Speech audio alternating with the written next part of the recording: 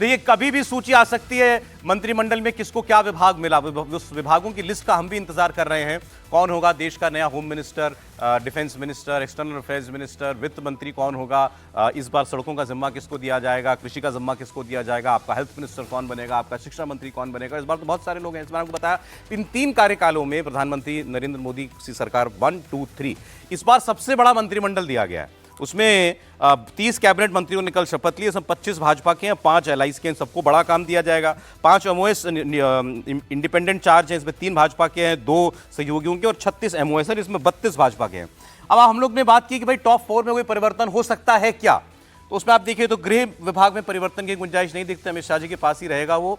इसके अलावा रक्षा मंत्री राजनाथ सिंह है, वित्त विदेश मंत्री जो है डॉक्टर एस जयशंकर, उनकी वो एक्सपर्टीज है, उसमें परिवर्तन दिखाई नहीं देता। अब वित्त मंत्रालय और रक्षा मंत्रालय, ये 2 ऐसे विभाग हैं कि जब मोदी जी चाहें तो उसमें परिवर्तन कर सकते हैं, लेकिन राजनाथ जी की छुट्टी इतनी है इसी वजह से। ये भले ठीक है कि गोवा के मुख्यमंत्री मनोहर पर्रिकर जी की वजह से, लेकिन ये समय रहा है कि 6 महीने तक रहा था। 6 महीने अरुण जेटली जी के पास रक्षा मंत्रालय और वित्त मंत्रालय। ठीक है साहब, देखिए अब ये तो सीसीएस वाला तो चेंज नहीं होता है, वो है मंत्रालय जो कि प्रधानमंत्री के पास है।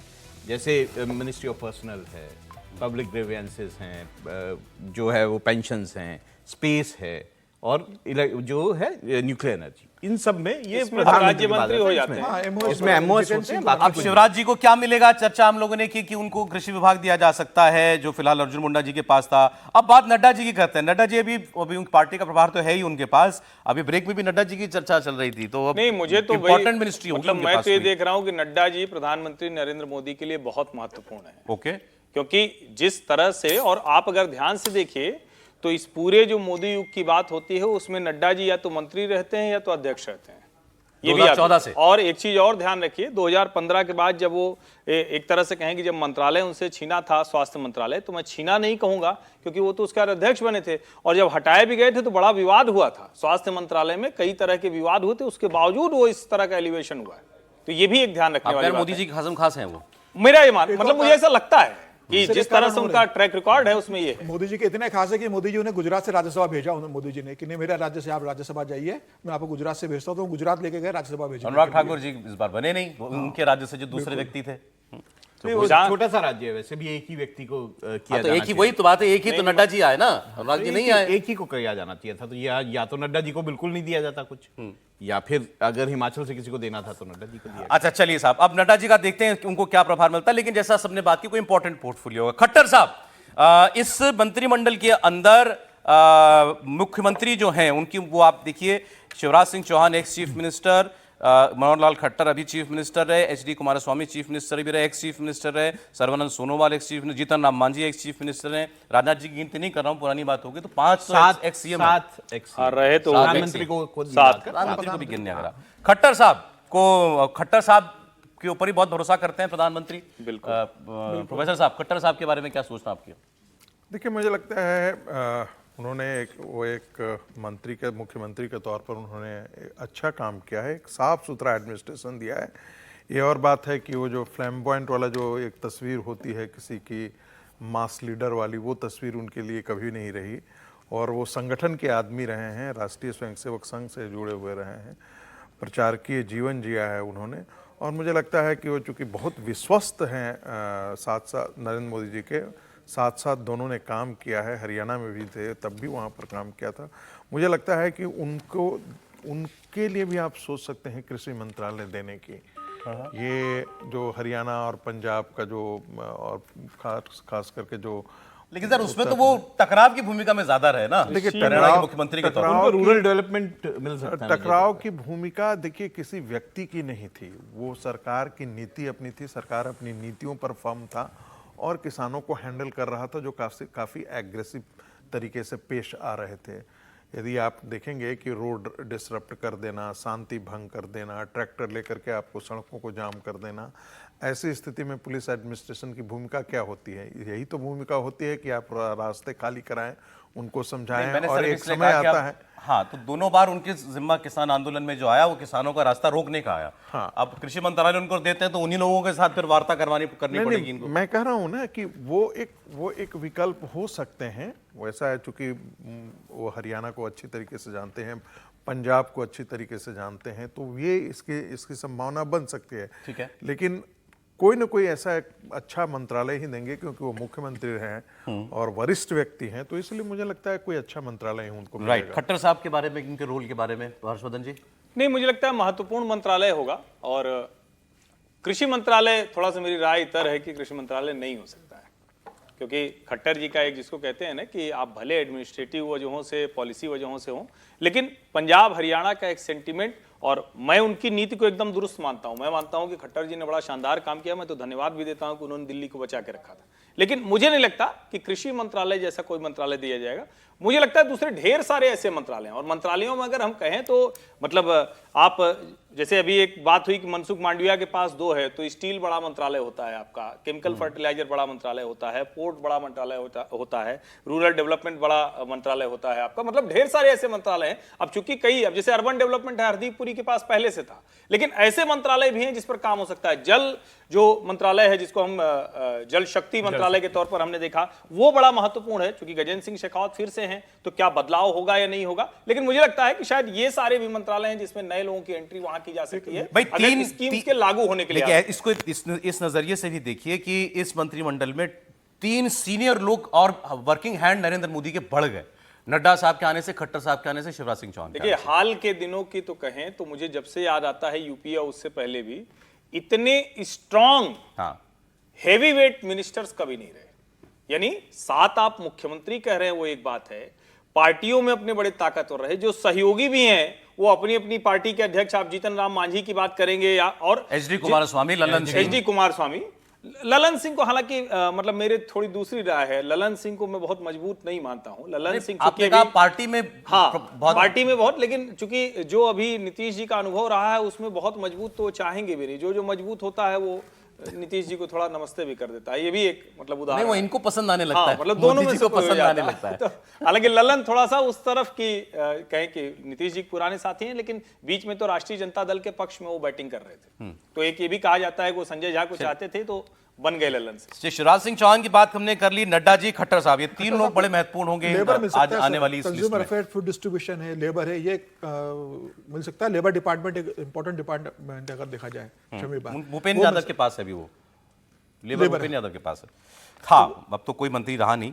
अच्छा, इनके अलावा फिर आप नाम आते हैं, सहयोगियों की बात कर लेते हैं। एचडी कुमारस्वामी, लल्लन सिंह, राम मोहन नायडू और चिराग पासवान, ये 4 बड़े नाम हैं जो कैबिनेट मंत्री बनाए गए। जयंत चौधरी, वो एमओएस इंडिपेंडेंट हैं।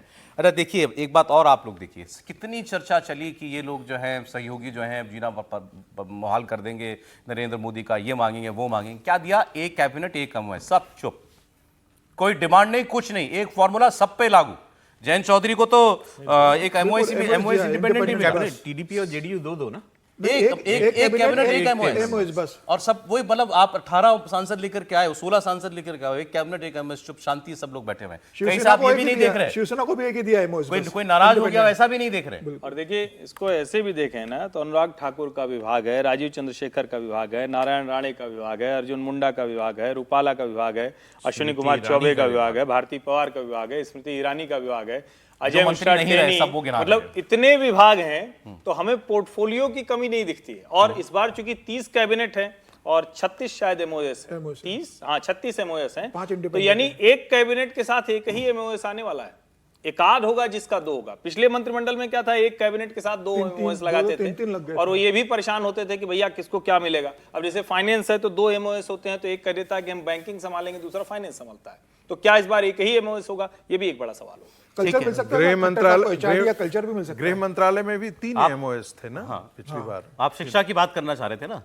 हाँ, मुझे लगता है कि ये भी एक बहुत नई राष्ट्रीय शिक्षा नीति लागू की गई है 2000 से, उसको एक्टिव बहुत ज़्यादा उसको गति देने की आवश्यकता है। मुझे लगता है एक बहुत महत्वपूर्ण मंत्रालय है जिसके बारे में बार बार चर्चा की जाती रही है कि ये थोड़ा सा एक नेग्लेक्टेड एरिया रहा है नरेंद्र मोदी के ये में। नई शिक्षा नीति तो आई, लेकिन जिस रफ्तार से उस पर कार्यान्वयन होना चाहिए था उस प्रकार से कार्यान्वयन नहीं हो पाया।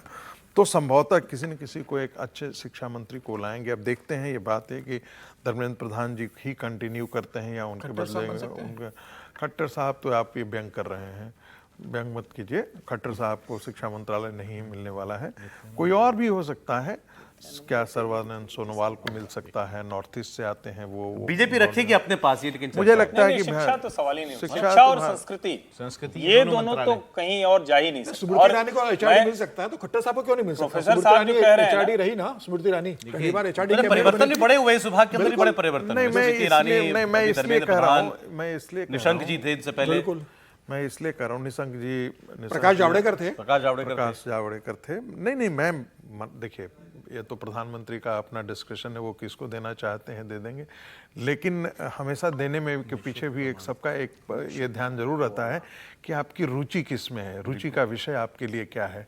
तो मुझे नहीं लगता है कि वो रुचि का विषय उनके लिए होगा। वो जमीन से जुड़े हुए व्यक्ति हैं, और ऐसे ही कोई रूरल डेवलपमेंट हुआ या इस प्रकार के जो कार्यक्रम हैं, हाँ, मिनिस्ट्री ऑफ कल्चर उनको दिया जा सकता है, तो राष्ट्रीय स्वयंसेवक संघ से उनसे संपर्क बनाने में भी ज़्यादा आसान रहेगा। राष्ट्रीय स्वयंसेवक संघ भी चाहती है, क्योंकि दो ऐसे मंत्रालय हैं जिस पर राष्ट्रीय स्वयंसेवक संघ की बड़ी नज़र रहती है कि वो देश की शिक्षा व्यवस्था में आमूलचूल फंडामेंटल परिवर्तन किए जाएं और सांस्कृतिक विरासत को, वैभव को आगे बढ़ाया जाए। तो संभव है कि ये दोनों हैं। आप ये देखिए, पिछली बार जी किशन रेड्डी थे संस्कृति मंत्रालय में, उसके बाद संस्कृति मंत्रालय में 3 मंत्री थे पिछली बार, आप ध्यान देंगे।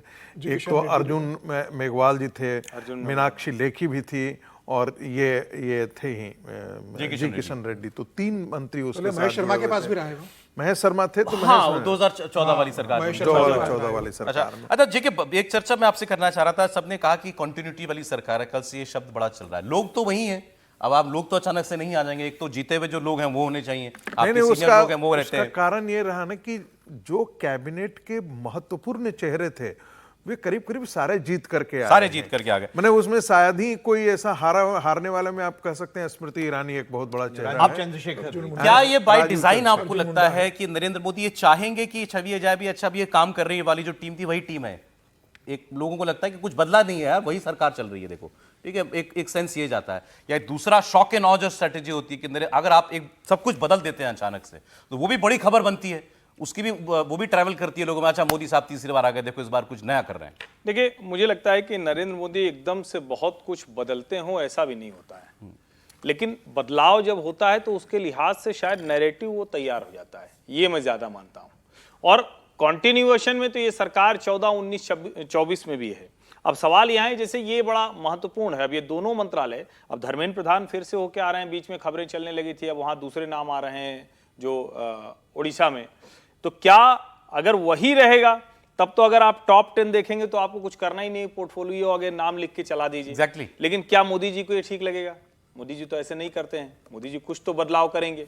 और चूंकि जो हम देखते हैं तो जो सवाल खड़े होते हैं, उन सवालों के आधार पर मुझे ऐसा लगता है कि वित्त है, शिक्षा है, इन दोनों जगहों पर, कृषि है तीसरी जगह पर, अर्बन डेवलपमेंट है चौथी जगह पर, इन चारों जगह पर बड़े बदलाव मुझे होते हुए दिखते हैं। इसके अलावा जो मंत्रालय है वो तय किए जाएंगे कि कहां क्या जाना है, लेकिन इन जगहों पर दिखता है। एक 5वां जो मंत्रालय है जो मुझे लग रहा है कि उसमें सरप्राइज एलिमेंट आएगा, कौन होगा, लेकिन वो इंफॉर्मेशन एंड ब्रॉडकास्टिंग, सूचना प्रसारण मंत्रालय। वहां भी एक कोई ऐसा व्यक्ति बैठेगा, पिछले 2 कार्यकाल में मंत्री बदलते रहे, लोग बदलते रहे, कहा जाता रहा इस बार ये बदल देंगे, इस बार ये बदल देंगे, और प्रसार भारती को जो नए सिरे से तैयार करने की कोशिश थी, एक इंग्लिश चैनल इंटरनेशनल खोलने की कोशिश थी, वो सरकार की जो प्रोपेगेंडा मशीनरी थी वो चल नहीं पाई। तो इस बार उसको चलाने के लिए क्या कोई योजना है? और इतने पैसे अगर पंप इन किए जा रहे हैं प्रसार भारती की तरफ से, तो कुछ तो योजना होगी। तो एक 5वां ये महत्वपूर्ण मंत्रालय मुझे दिखता है। राहुल जी, देखिए, आईएनबी का जहाँ तक सवाल है तो उसमें बहुत ज़्यादा बदलाव तो हुए ही हैं। अगर आईएनबी में जो, जैसे हर्षवर्धन ने कहा कि जो है एक इंटरनेशनल चैनल की बात है, तो वो इंटरनेशनल चैनल ऑन एयर है, अब उसको आगे बढ़ाया जाएगा। उसके लिए एक बड़ी कंपनी को हायर किया गया था जिसके जरिए जो है उसमें इंटरनेशनल कॉरेस्पॉन्डेंट्स और ये सब चीज़ों का इंड्यूस किया गया था। ओटीटी का आईएनबी में जो है अपना ओटीटी जो है प्लेटफॉर्म लाने की बात है, उसकी ओर भी काम चल रहा है, उसके लेकर भी जितने भी टेंडर्स थे वो हो गए। तो आईएनबी में एक लगातार काम जरूर किया जाता है। आईएनबी का एक और जो पहलू था वो था इतने सारे लोगों का होना, उसको सरकार देखेगी क्या करना